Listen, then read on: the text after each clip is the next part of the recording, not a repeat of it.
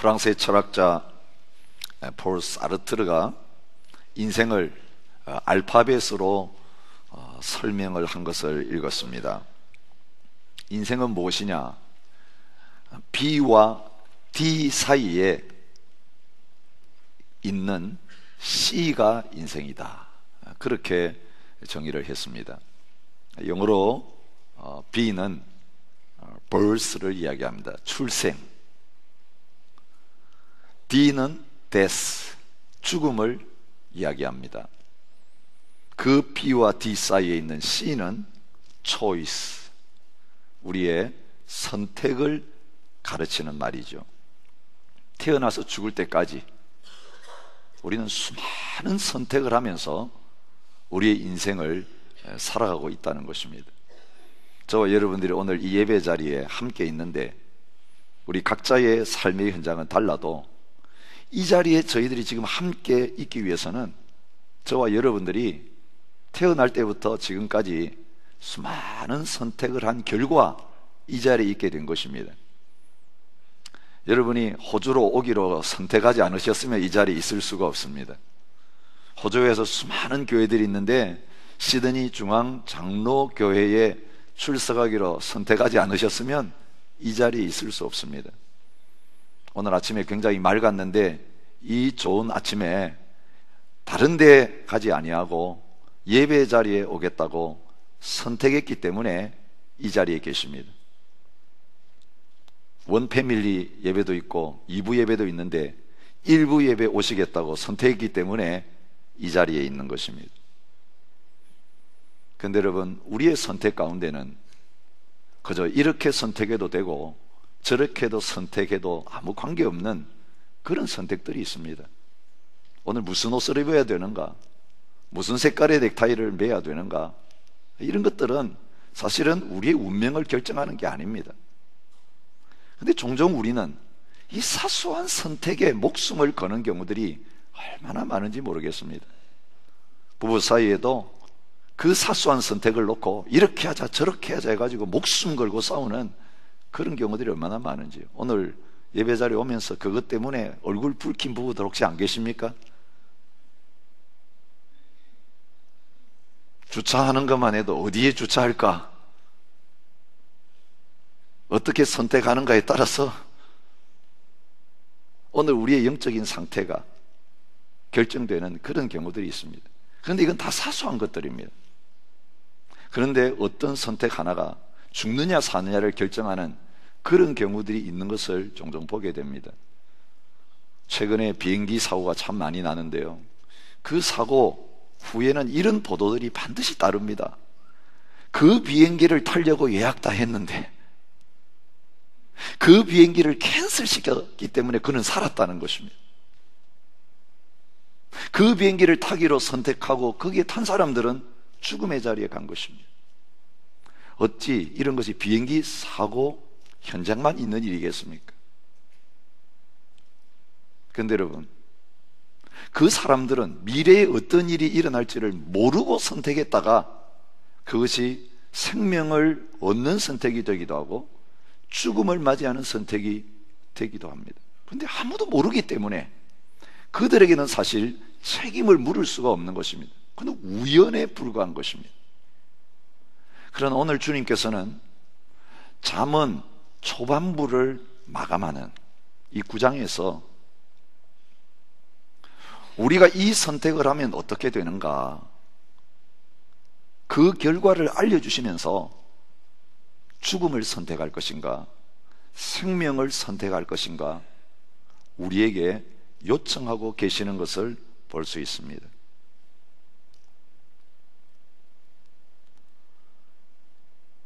하나님께서 이렇게 선택하면 죽는다고 말씀하시고 이렇게 선택하면 살 수 있다라고 말씀하시는데도 그 선택의 결과가 어떻게 될 것인가를 보여주시는데도 불구하고 우리가 잘못 선택해서 그 자리에 나가게 된다면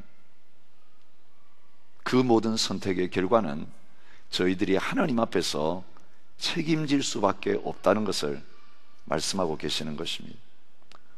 오늘도 여러분 주일날 이 귀한 예배 자리에 나오셨지만 어떤 분들은 이 예배 자리에 나오는 것을 선택하지 못하신 분들도 있습니다. 지난 3월에 한국에서 보도된 사고 가운데 캠프장 화재 사건이 있었습니다. 두 가정이 같이 그 캠프장에 갔습니다. 그런데 화재가 나서 두 가장과 세 어린 자녀들이 불에 타서 숨지는 그 끔찍한 일이 일어났습니다. 그 사건을 보도를 통해서 읽는 가운데 저에게 들어왔던 관심이 가는 기사 내용이 있었습니다. 그 두 사람 아주 친한 친구였습니다. 요즘 절친이라고 이야기를 하죠. 얼마나 친했느냐 하면 늘 같이 놀러 다닐 뿐만 아니라 식구들이 같이 자주 만나서 식사도 하고, 거기에다가 한 친구는 교회 다니는 친구였습니다. 그래서 교회 안 다니는 친구를 전도해가지고 교회에 다니게 만드는, 그래서 이제는 교회까지 같이 다니는 그런 친한 사이였다는 것입니다. 그리고 그 친한 친구들이 가족 동반해가지고 캠프장에 가서 즐기는 그런 시간을 가지는 가운데 그런 끔찍한 사고가 일어났습니다. 그런데 여러분, 그 불이 일어난 날이 언제인지 아십니까? 주일 아침이었습니다. 그 장례식 보도도 있었습니다. 성도들이 참여한 가운데 새벽 이른 시간이지만 함께 발인 예배를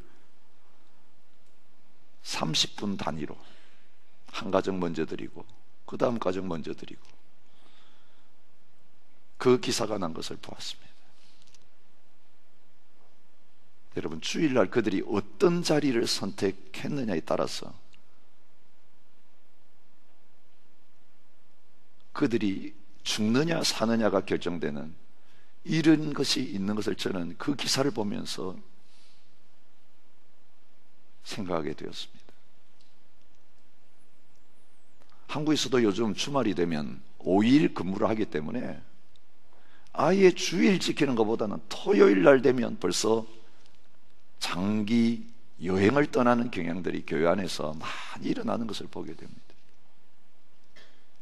어쩌다가 뭐 한번 주일 어기고 뭐 주일날 좀 예배 한 번만 드리는 거 아니고 늘 평생 드려야 되는 건데 빠지면 어떡한가? 좀 쉬고 즐기고 얼마든지 생각할 수 있습니다. 그런데 그 선택 한 번 잘못한 것이 자신만이 아니라 그렇게 교회로 인도했던 친구의 가정까지 죽음으로 몰고 가는 그런 결과를 가져오게 된 것을 보게 됩니다. 여러분, 오늘 저와 여러분들에게 있어서도 우리의 선택이 어떠한가에 따라서 우리 운명이 결정되는 그런 일들이 있을 수 있다는 것을 오늘 이 잠언 9장의 말씀은 보여주고 있습니다. 내일부터 이제 시작될 잠언 10장부터는 실제적인 삶의 현장 속에서 어떻게 살아가야 되는가 아주 구체적인 내용을 말씀하시게 될 겁니다. 그런데 그 모든 구체적인 삶을 살아가냐 살아가지 못하느냐는 어디에 따라 결정되느냐, 오늘 이 9장의 말씀 앞에 우리가 어떻게 반응하는가에 따라서 그것을 살아내면서 영원한 생명의 자리로 나가는 사람이 있고, 그것을 들었음에도 불구하고 알고 있음에도 불구하고 살아내지 못하고 죽음의 자리로 가게 되는 사람도 생길 수 있다는 것을 보여주고 있습니다. 우리의 운명을 결정하는 선택은 무엇입니까? 초청을 받았을 때에 누구의 초청에 반응하고 응답하고 참여하게 되는가, 거기에 따라서 우리의 믿음이 하나님을 경외하는 믿음인지 하나님을 경외하지 않는 믿음인지가 결정되고, 우리의 삶이 죽음으로 달려가는가 생명으로 달려가는가가 결정된다는 것을 보여주고 있습니다. 여러분, 오늘 본문은 처음 1절부터 6절까지 한 가지 초청이 나옵니다. 그리고 뒤에 6절에 또 다른 초청이 나옵니다. 그리고 그 중간에 어디에 반응하는가에 따라서 그 사람이 어떤 사람인가가 드러나는 그 사람의 두 종류의 모습이 들어있는 것을 볼 수 있습니다. 저는 그 마지막에 있는 초청부터 먼저 한번 살펴보려고 합니다. 13절은 이렇게 기록하고 있습니다. 미련한 여인이 떠들며 어리석어서 아무것도 알지 못하고. 여러분, 많은 사람들이 그 초청에 응하고 따라가고 있습니다. 예수님의 말씀에 따르면 이건 넓은 문으로, 넓은 길로 걸어가는 다수의 사람들입니다. 세상 믿지 않는 사람들만이 아니라 믿는다고 하는 하나님의 사람들조차도 그 초청을 받아가지고 그 길로 걸어가는 경우들이 많이 있는 것을 보여줍니다. 잠언은요, 하나님을 경외한다고 하면서도 잘못된 길에 서 있는 사람들, 잘못된 사람들과 어울리면서 살아가고 있는 그 사람들을 향하여서 돌이켜야 된다는 것을 말씀하고 계시는 내용입니다. 우리가 2주 전에 똑같은 초청의 말씀을 통해서 정확하게 들었습니다. 오늘 우리의 삶의 현장 속에서 우리가 어떤 삶을 살아가는가, 그것은 누구의 초청을 받고 누구의 잔치에 참여하는 것과 마찬가지입니다. 여러분들 주말이 되면 결혼식이 많이 벌어지는데 공교롭게도 같은 시간에 결혼식을 하는데 두 곳에서 동시에 초청을 받았을 경우 여러분은 선택을 고민하지 않을 수 없는 것입니다. 둘 다 나에게 초청장을 보낼 정도로 좋은 관계 속에 있는데 그들이 같은 날짜를 선택했기 때문에 나는 그 중에 하나를 갈 수밖에 없는 선택을 내려야 되는 것입니다.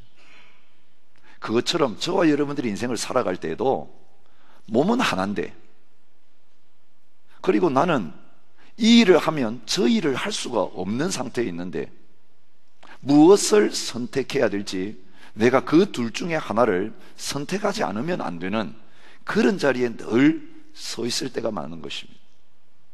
이거 하고 나중에 또 저거 하지, 그런 기회가 오지 않는 것입니다.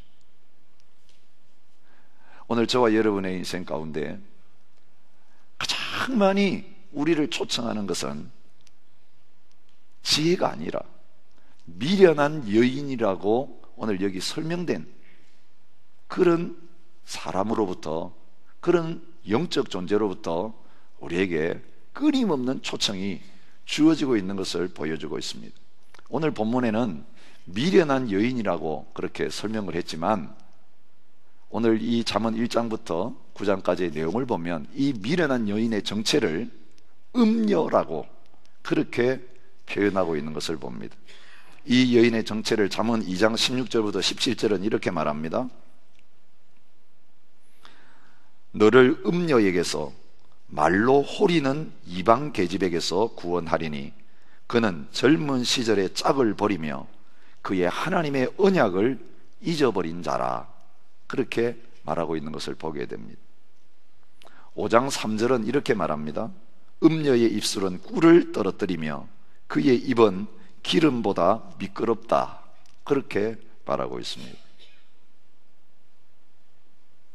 잠언 7장 10절부터 12절을 음녀의 복장과 그 자태를 이렇게 말합니다. 기생의 옷을 입은 간교한 여인이 그를 맞으니 이 여인은 떠들며 완악하며 그의 발이 집에 머물지 아니하며 어떤 때에는 거리, 어떤 때에는 광장, 또 모퉁이마다 서서 사람을 기다리는 자라. 그렇게 말하고 있습니다. 여러분, 결혼하지 않은 젊은 남자들이나 결혼한 남자들이나 가리지 아니하고 길거리에 서서 유혹해서 자기에게 끌어당기는 창녀를 가르쳐서 여기 음녀라고 말하고 있습니다. 거기에 끌려 들어가면 육체의 정절을 깨뜨리고 거룩함을 잃어버리는 그런 자리에 서게 되는 결과를 가져오는 것입니다. 오늘 이 음녀라고 하는 부분들은 오늘 저희들의 성적인 타락을 조장하는 이성의 유혹을 가르치는 것이라고 할 수 있습니다. 꼭 몸을 파는 여자, 몸을 파는 남자가 아니더라도 우리의 눈을 빼앗고 마음을 빼앗고 몸을 빼앗는, 하나님이 허락하지 않은 성적인 관계를 가지도록 저희들을 끊임없이 이끄는 그런 대상, 아주 좁혀서 생각하면 그런 것입니다. 의외로 많은 그리스도인들이, 또 많은 영적인 지도자들이 이 음료의 유혹을 이기지 못하고 넘어지는 경우들을 보게 됩니다. 뉴스를 보기가 얼굴이 뜨거워서 부끄러울 정도로, 여러분, 세상 사람들이 그렇게 사는 것 당연한데 이제는 하나님의 백성들도 예외가 없이 그렇게 넘어지는 것을 보게 됩니다. 심지어는 교회 공동체 안에서 그런 일이 일어나는 겁니다. 같이 찬양하다가, 같이 기도하다가, 같이 예배드리다가, 같이 봉사하다가, 가까이에서 지내다가 마음들이 유혹을 받아서 넘지 말아야 될 선을 넘게 되어진 일들이 얼마나 많이 일어나는지 모르겠습니다. 그들의 메시지가 16절에 이렇게 나오고 있습니다. 어리석은 자는 이리로 돌이키라. 지혜 없는 자에게 이르기를 도둑질한 물이 달고 몰래 먹는 떡이 맛이 있다. 여러분, 죄의 매력은 이런 겁니다. 공개적으로 모든 사람 보는 앞에서 다 허용된 것 하라 그러면 재미가 없습니다. 하라고 해도 안 합니다. 하지 말라고 한 것을 하는, 그것이 죄의 즐거움입니다. 그리고 남들이 모르게, 보지 않는 데서 즐기게 만드는 것이 죄악을 범하는 자가 누리는 스릴과 즐거움입니다. 성적인 부도덕과 타락은 다 허용되지 않은 관계입니다. 그리고 남들이 모르는 데서 일어나는 일입니다. 사람들 보는 앞에서는 거룩한 것처럼 보이지만 사람들이 보지 않는 내 혼자만의 공간 속에서 바로 이런 죄악이 우리 심령을 빼앗아가는 그런 자리에 있게 됩니다.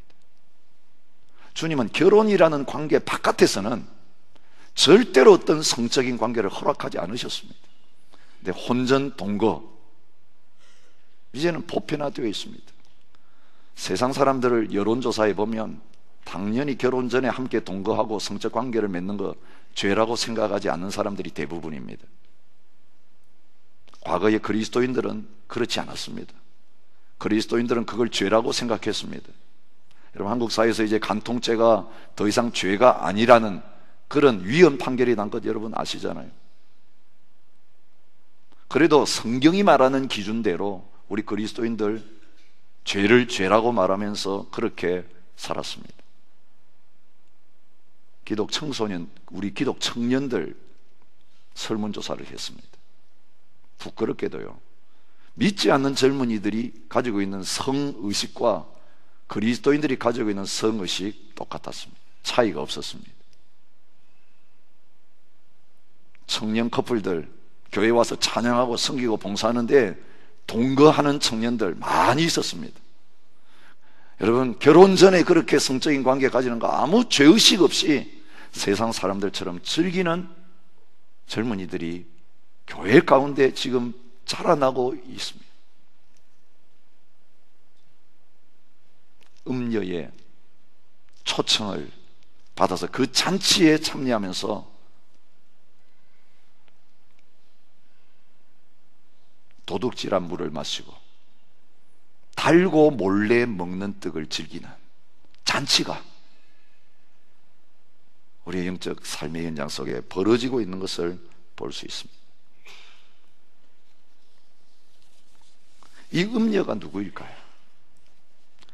여러분, 나는 성적으로 깨끗하다, 도덕적으로 흠이 없다, 그렇게 말할 분이 계실지 모르겠지만 오늘 이 잠언이 가르치는 이 음녀의 문제는 성적인 영역만을 가르치는 것이 아닌 것을 성경이 보여주고 있습니다. 얼마 전에 저희들이 종말론을 수요일에 강의했는데요, 계시록 17장에 보면 음녀가 또 다른 모습으로 등장하고 있는 것을 봅니다. 7 대접을 가진 7 천사 중 하나가 와서 내게 말하여 이르되 이리로 오라. 많은 물 위에 앉은 큰 음녀가 받을 심판을 내게 보이리라. 그렇게 말하고 있습니다. 그저 길거리에서 남자들 유혹해가지고 죄짓게 만드는 그 수준의 음녀가 아니라 온 세상을 지배하고 있는 음녀의 모습을 보여주고 있습니다. 땅의 임금들도 그와 더불어 음행하였고 땅에 사는 자들도 그 음행의 포도주에 취하였다. 그리고 보여주시는데 붉은 짐승을 타고 있고 하나님을 모독하는 이름들이 그 짐승에게 쓰여 있는 것을 보여줍니다. 그 여자는 자주빛과 붉은빛 옷을 입고 금과 보석과 진주로 꾸미고 손에 금잔을 가졌는데 가증한 물건과 그의 음행에 더러운 것들이 가득하다고 말하고 있습니다. 그 이마에 이름이 기록되었는데 보니까 큰 바벨론이라, 땅의 음녀들과 가증한 것들의 어머니다, 그렇게 기록이 되어 있습니다. 그리고 이 여자가 성도들의 피와 예수의 증인들의 피에 취했다, 그렇게 말하고 있습니다. 여러분, 온 세상의 권세와 부와 능력을 장악하고 있는 하나님을 대적하는 세력을 이 큰 음녀라고 부르고 있는 것을 보게 됩니다. 여러분, 마귀는 오늘도 저와 여러분들을 믿음의 깨끗함과 믿음의 거룩함을 버리고 세상과 타협하면서 영적으로 행음하고 영적으로 간음하는 자리에 빠지도록 저와 여러분들을 온갖 수단과 방법으로 모든 장소에서 콜링하고 있는 것을 보여주고 있습니다. 영적 간음이 오늘 육체적인 간음보다도 더 위험한 일인 것을 성경은 말해주고 있습니다. 야고보서 4장 4절에 보면 이런 말씀이 나옵니다. 간음한 여인들아, 세상과 벗된 것이 하나님과 원수됨을 알지 못하느냐. 그런즉 누구든지 세상과 벗이 되고자 하는 자는 스스로 하나님과 원수되는 것이라, 그렇게 말하고 있습니다. 여러분, 우리는 정결한 주님의 신부들입니다. 예수님을 나의 남편으로, 나의 주로 모신 다음부터는 그 주님께만 몸과 마음을 다 바치고 내 모든 것을 바치면서 사랑하며 섬기는 결혼의 자리에, 영적 결혼의 자리에 저와 여러분들이 서 있는 것입니다. 근데 마지막 때에 고통의 시대가 이르는데 마귀가 우리들을 유혹해서 주님만을 사랑하는 그 자리에서 떠나게 만드는데 무엇을 사랑하게 만듭니까? 자기를 사랑하며 돈을 사랑하며 쾌락 사랑하기를 하나님을 사랑하는 것보다 더하게 만든다, 그렇게 말하고 있습니다. 여러분, 세상을 사랑한다는 것이 무엇인가를 요한일서 2장 15절부터 16절은 이렇게 말합니다. 이 세상이나 세상에 있는 것들을 사랑하지 말라. 누구든지 세상을 사랑하면 아버지의 사랑이 그 안에 있지 아니하니 이는 세상에 있는 모든 것이 육신의 정욕과 안목의 정욕과 이생의 자랑이다, 그렇게 말하고 있습니다. 아담 하와가 에덴 동산에서 생명나무와 선악을 알게 하는 나무 사이에서 어떤 열매를 따먹는가를 선택하는 상황에 있었던 것과 마찬가지로 저와 여러분들이 이 땅을 살아가면서 하나님을 경외하고 살아가는 삶의 현장 속에 우리가 따먹어야 될 생명나무를 계속해서 따먹지 못하도록 먹음직하고 보암직하고 지혜롭게 할 만한 탐스러운 온갖 나무들을 오늘 우리 앞에 주렁주렁 열매를 달아놓고 우리의 시선이 그리로 향하게 만들고 마음이 그리로 향하게 만들고 결국 우리가 손을 내밀게 만들고 그것을 내 것으로 취해서 먹는 자리까지 가게 만드는 음녀의 유혹이 매일매일 살아가는 저와 여러분의 삶 속에 또 하나의 콜링과 초청으로 늘 주어지고 있는 것을 보여주고 있습니다. 그런데 오늘 이런 세상으로부터 마귀가 우리를 유혹하고 초청한 것과 정반대의 초청이 저와 여러분들에게, 그리고 그 초청의 자리에 앉아있는 어리석은 사람들에게 들려지고 있는 것을 오늘 말씀이 보여주고 있습니다.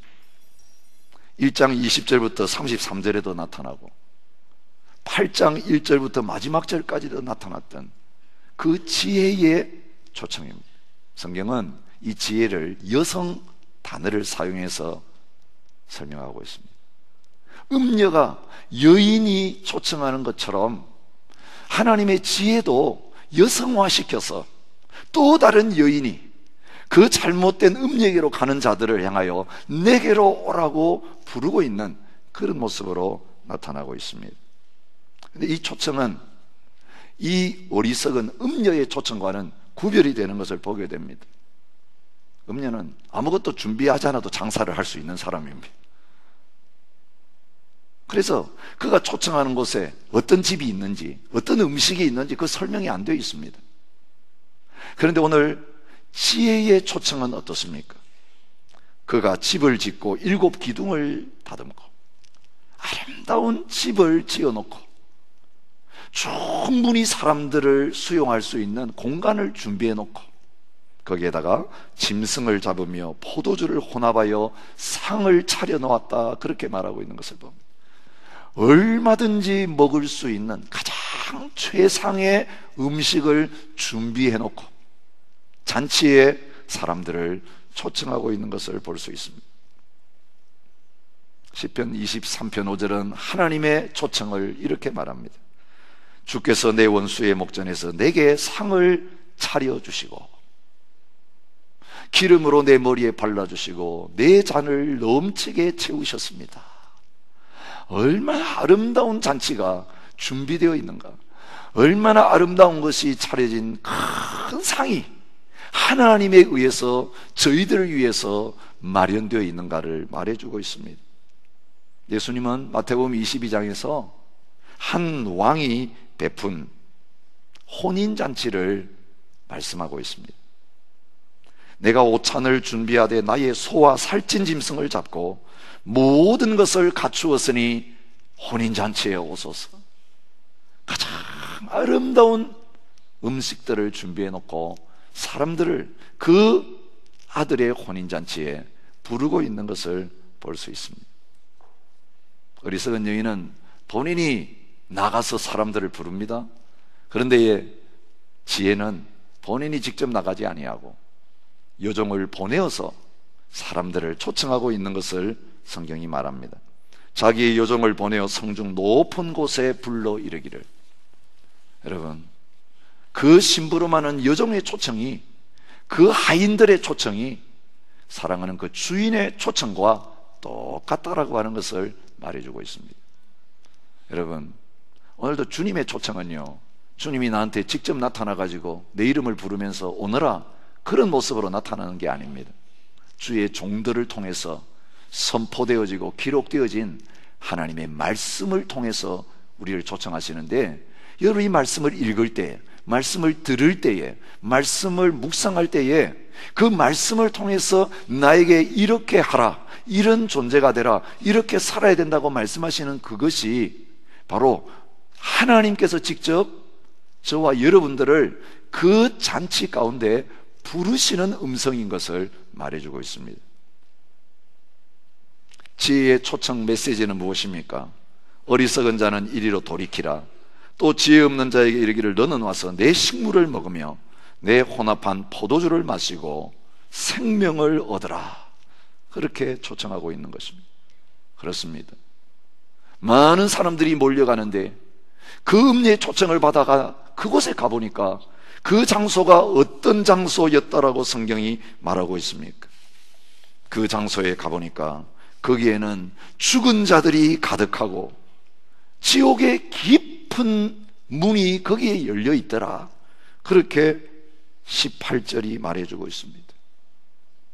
여러분, 지옥으로 가는 지름길이 바로 그 사람들이 앉아서 먹고 즐기고 떠들고 있는 잔치의 자리였다라고 말해주는 반면에, 이 지혜의 초청을 받아서 그 지혜가 준비한 식탁에 가니까 그것을 먹고 마심으로 말미암아 영혼과 육신이 살아나는 그런 아름다운 일이 일어나는 것을 보여주고 있습니다.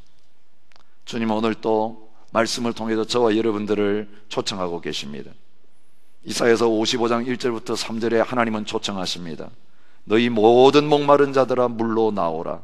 돈 없는 자도 오라. 너희는 와서 사먹되 돈 없이 값없이 와서 포도주와 젖을 사라.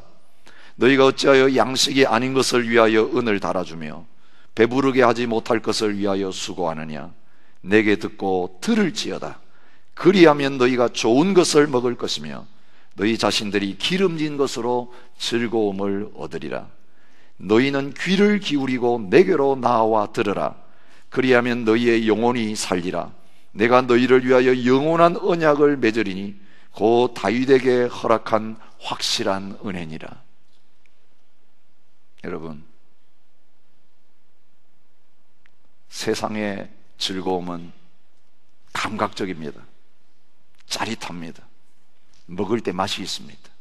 들으면 즐겁습니다. 눈으로 보기도 좋습니다. 만질 수 있습니다.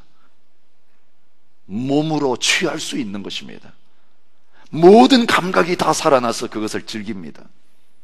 그러나 하나님이 주시는 잔치는 육신적인 것으로 누리지 못합니다. 영적인 즐거움입니다. 세상의 잔치에서 먹고 마시는 것은 썩을 것이고 죽을 것이지만 하나님이 차려주신 잔치는 썩지 아니하는 양식을 먹는 것이고 그것을 취함으로 말미암아 내 영혼이 살고, 여러분, 육신까지도 내 생명의 날이 길게 되어지는, 여러분, 지혜를 취하고 하나님이 주시는 말씀을 취하고 하나님을 취하게 되어지면 부귀와 장수와 건강은, 영광은 자연스럽게 따라오게 된다라고 성경이 말하고 있습니다. 눈에 보이는 것을 취하면 영적인 것을 잃어버립니다. 그런데 보이지 않는 영적인 것을 우리가 취하면 눈에 보이는 것 따라갈 필요가 없이 다 저절로 저희에게 따라오게 되는 자리에 서게 된다는 것입니다. 주님은 오늘 저와 여러분들이 영원히 사는 일을 위해서 십자가에서 자기 몸을 내어 놓으시고 십자가에서 자기 피를 쏟아 놓으시면서 내 몸을 먹으라, 내 피를 마시라. 여러분, 믿음으로 예수 그리스도를 나의 생명으로 취하고 그 예수님이 나를 위해서 베풀어 놓으신 그 잔치를 누리기 위해서, 생명의 잔치를 내가 누리기 위해서 이제는 주님을 향하여 나아가는 그런 결단과 선택의 자리에 저와 여러분들이 서기를 원하고 계십니다. 네, 그 초청을 받은 사람들 두 종류가 있습니다. 첫 번째 종류의 사람은 거만한 사람이라고 말하고 있습니다. 이 거만한 자의 반응은요, 너 그렇게 하면 안 된다, 그 선택의 결과는 죽음이다, 그럼 망한다. 여러분, 주님께서 생명으로 오라고 그 넓은 길 넓은 문으로 들어가지 말고 좁은 문 좁은 길로 오라고 초청하실 때에 즐겨 하지 않습니다. 거만한 자를 징계하는 자는 도리어 능욕을 받고 악인을 책망하는 자는 도리어 흠이 잡히느니라. 거만한 자를 책망하지 말라. 그가 너를 미워할까 두려우니라. 여러분, 잘하고 계십니다. 좋습니다. 최고예요. 당신밖에 없어요. 여러분, 아첨과 칭찬의 말은 그렇게 즐기면서 누군가 조금이라도 내 잘못을 건드리고 내 자신을 책망하는 소리는 받아들이지 못하는 사람, 여러분, 죽음의 길을 걸어가면서 살려주려고, 바른 길로 돌이키려고 진정으로 사랑하기 때문에 하는 충고와 훈계말, 하나님의 말씀에 대해서조차 거기에 대해서는 듣기를 싫어하고 그렇게 말하는 자를 거부하고 그 사람의 흠을 잡으려고 공격할 거리를 찾으려고 하고 그리고 미워하는 자리까지 나가는 거, 음녀의 초청을 받아서 그 길을 걸어가는 사람의 특징이라고 말하고 있습니다. 결국 고집스럽게 그 길을 가다가 망하는 자리에 설 수밖에 없는 것입니다.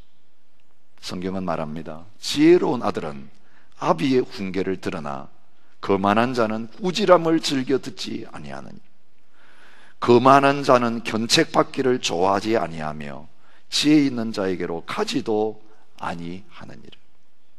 여러분, 옆에서 한두 마디 하다가, 충고하다가 말 안 들으면요, 아예 이제 말하지 않습니다. 그래서 혼자서 그 길을 끝까지 가다가 결국은 넘어져도 아무도 일으켜줄 사람이 없고, 바르게 끌어줄 사람하고 바른 말 해줄 사람이 주위에 아무도 없고, 다 같이 그 길 가는 사람밖에 없어서 함께 멸망의 자리로 들어가는 그런 비참한 일이 그 거만한 자의 마지막에 있게 되는 것을 말해주고 있습니다. 여러분, 초청을 받아들이지 않은 자의 마음은 강팍해져요. 내가 잘못하고 있는 걸 알기 때문에 그 말을 누가 하면 듣기 싫어요. 그래서 점점 더 강팍해지고 점점 더 사람의 말을 안 듣고 마음이 굳어지는 그런 자리에 서게 되는 것입니다. 여러분, 지혜로운 사람이 되라, 지혜를 가지라고 말하면서 지혜로운 자가 누구인가를 말합니다.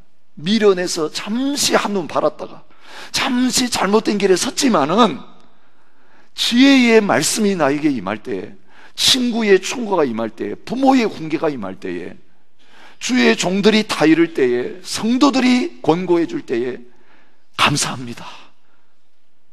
내가 눈이 멀었네요. 내가 어두운 가운데 있었네요. 내가 왜 이런 일을 했는지 모르겠습니다. 감사합니다. 그래서 회개하고 돌이키는 자리에 서는 사람이 지혜로운 사람이라고 말하고 있습니다. 지혜 있는 자를 책망하면 어떤 반응이 옵니까? 그가 너를 사랑하리라고 말합니다. 좋은 말 해주는 게 우리를 사랑하는 게 아닙니다. 우리가 만약 죽어가고 있다면 당신 죽어가고 있으니까 거기에 가면 안 됩니다라고 말해주는 것이 진정으로 그를 사랑하는 자가 하는 일입니다. 여러분, 지혜로운 자는 나를 책망하는 자를 사랑한다라고 말하고 있습니다.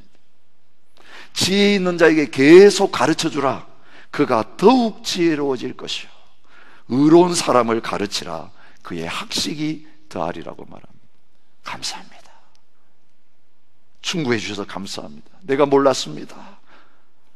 배우겠습니다. 또 이야기해 주십시오. 더 이야기해 줄 게 있으면 다 말해 주세요.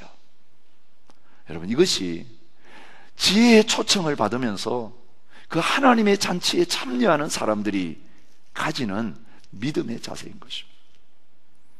여러분, 충고의 말이 싫으세요? 충고 말이 달고 기쁘게 받아들여지세요? 만약 조금이라도 나에 대해서 뭔가 비난하고 나에 대해서 부족함을 지적하는 게 나오면 내 마음이 점점 강팍해지고 그 사람하고 뭔가 대하기 싫은 마음이 있다면 이것은 거만한 사람의 특징이라고 말하는 것입니다. 겸손한 자라니요, 그렇죠. 나는 의로운 게 하나도 없는 사람이에요. 내 육신은 늘 죄를 생각하고요, 죄의 길은 빨리 달려가고요, 하나님 말씀은 싫어하고요, 저 본성이 이런 사람이에요. 그런데 내가 주 안에 있지 못하면 이게 나타나거든요. 그런데 그거 나타나면 제발 자에게 좀 이야기해 주세요. 그거 지적해 주면 아차, 내가 주님 안에 있지 못했구나, 내 육신의 모습으로 또 살았구나, 주님 불쌍히 여겨 주십시오. 십자가 앞에 이거 가지고 나가서 회개하고 다시 주님을 붙잡는 그 자리로 나가게 되는데 나는 잘 몰라요. 그러니까 내 주위에 있는 사람들이 가르쳐 줄 때 내 영적 상태를 깨닫게 되니 감사합니다. 여러분, 나는 모르는 일을 옆에서는 다 알아요. 나는 선한 것으로 착각하고 있는데 내 영적 상태가 바르다고 생각하는데 옆에 있는 사람은 영적 상태가 바른 사람이 이런 표정을 지어, 영적 상태가 바른 사람이 이런 말을 해, 나를 사람들을 이렇게 대. 그건 아니야. 영적으로 지금 뭔가 잘못되고 있는 걸 금방 알고 느끼게 되는 것입니다. 그럴 때에 바르게 사랑함으로 말미암아 충고하고 훈계하는 그것이야말로 진정으로 내 영혼이 죽음의 자리에 가지 않도록 생명의 자리에 나올 수 있도록 나를 사랑하는 일인 것입니다. 주님은 그래서 사랑하는 자를 징계하신다고 말하고 있는 거예요. 사랑하는 아들이 죽을 짓을 하는데 매를 들지 않는 부모는 자녀를 미워하는 것입니다. 그래, 너 잘해서 알아서 가라. 아니에요. 진짜 사랑한다면 소리를 지르고, 그게 안 되면 매를 때리고, 안 그러면 나 죽고 너 죽자고 붙들고, 그리로 가면 죽는다고, 그리로 가게 할 수 없다라고 사랑하기 때문에 그 자녀를 붙들고 통곡하는 것이 진정한 부모의 사랑인 것처럼 하나님 오늘도 저와 여러분들에게 생명 주시기를 원하시고 복받기를 원하시면서 그렇게 찾아오신다는 것입니다. 오늘 저와 여러분에게 동일한 초청을 주님은 하고 계십니다. 어린 양의 혼인잔치에 저희들이 함께 참여하는 자가 되도록 하기 위해서 이 땅에서 하나님의 말씀의 잔치에 저와 여러분들이 함께 참여하고 주님을 만나서 예배하고 신령한 은혜를 누리는 은혜 받는 자리에 저와 여러분들 초청하고 계십니다. 우리의 24시간 시간 어떻게 보냈는가에 따라서요, 주일날 올 때 우리 영적 모습이 어떤 모습으로 예배 자리에 참여하는가 결정돼요. 말씀의 양식을 먹지도 않고 기도 시간도 갖지도 않고 다른 사람 돌보지도 않고 나누어 주지도 않고 주님의 뜻과는 상관없이 온갖 세상에 초청받아 다니면서 잘 먹고 내 얼굴은 윤택하고 내 옷은 화려하고 내 겉모습은 너무너무 좋은데 내 영혼은 죽어가고 있는 그 상태에 바짝 말라가지고 은혜는 찾아볼 길이 없는 그 상태에 저와 여러분들이 서 있을 수 있다는 것입니다. 내게 와서 먹으라, 내게 와서 마시라, 나와 함께 하자. 여러분, 우리가 먹을 게 없어서 굶주린다면 그건 우리 잘못이 아니죠. 그런데 먹을 것을 잔뜩 항상 차려놓고 그거 먹고 마시면 우리가 살 수 있는데도 내가 그 자리에 가지 않고 그것을 먹고 마시지 않아서 바짝 말라 죽어간다면 그것은 저와 여러분들의 책임인 것입니다. 주님은 날마다 저와 여러분들을 초청하고 계세요. 누구든지 목마르거든 내게로 와서 마시라. 나를 믿는 자는 그 배에서 생수의 강이 솟아나리라. 자기의 생명을 내주시면서 자기의 살을 찢어주시면서 자기의 피를 쏟아주시면서 저와 여러분들을 부르고 계십니다. 볼지어다 내가 문 밖에 서서 두드리노니 누구든지 내 음성을 듣고 문을 열면 내가 그에게로 들어가 그와 더불어 먹고 그는 나와 더불어 먹으리라. 한 유대인 여자가 예수님을 영접했습니다.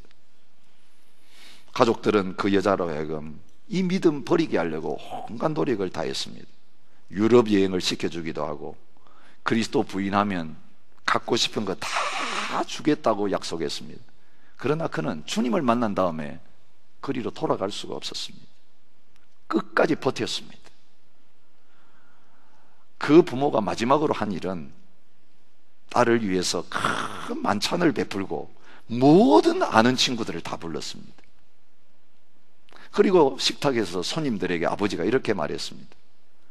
오늘 나의 딸을 위해서 여러분들을 이 특별한 잔치에 모셨습니다. 얼마 전에 우리 딸이 그 비천한 나사렛 사람을 따르겠다고 미련한 결정을 했습니다. 오늘 나는 딸에게 마지막 결정의 기회를 주려고 합니다. 만약 예수를 따른다면 더 이상 그 딸은 내 딸이 아닙니다. 더 이상 내 집에서 먹고 마실 수가 없기에 나는 그를 쫓아내려고 합니다. 그러나 내 딸이 그 미련한 길에서 떠나서 예수를 버리고 이제는 과거의 그 자리로 돌아온다면 여러분들과 함께 나는 이 잔치를 내 딸을 위해서 베풀겠습니다. 딸이 영문도 모르고 그 잔치에 갔다가 사람들이 모여들었고 아버지가 그 말 하는 거 보고 당황했습니다. 아무런 말도 한동안 하지를 못했습니다.